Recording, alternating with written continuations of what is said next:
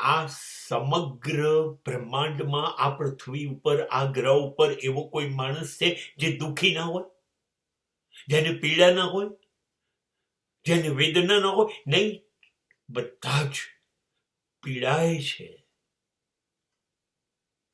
એની પાસે કોઈ રસ્તો નથી હોતો.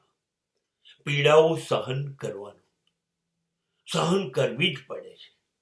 પીડા સહન થતી નથી, પીડામાંથી બહાર નીકળતું નથી. તો એનો કોઈ રસ્તો કરો. હા હા, રસ્તો છે. અચાનક બીજી પીડા તમારી ઉપર આવી જાય, નવી પીડા, then you will be involved in a new type of pain.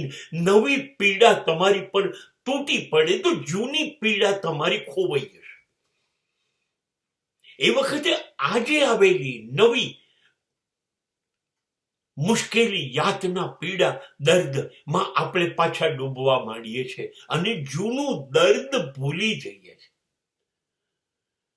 કદાચ પગમાં દુખાવો થાય છે, એ પીડા બહુ અસહ્ય છે એવું લાગ્યા કરે, અને એ વખતે કોઈ આવીને એવું કહે કે તમારા હૃદયમાં કમજોરી છે, બસ હવે નવી પીડા હૃદયની આપણા મગજ ઉપર બેસી જશે ને, એ વખતે આપણે પગની પીડા ભૂલી ગયા.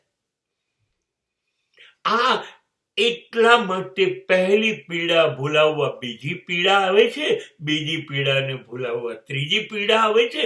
આપણને એમ થાય કેમ સતત દુખાયા કરે છે? બસ બસ આ જ કારણ છે. તે સિવાય તો તમે જૂના દુઃખમાંથી બહાર નહીં નીકળો. એટલા માટે તમને નવું દુઃખ આપવામાં આવે છે કે જૂનું ભૂલી જાઓ. બસ દર વખતે નવું દુઃખ આપશે, જૂનું ભૂલી જાઓ, અને આમ કરતા કરતા તમે દુઃખથી ટેવાઈ જશો.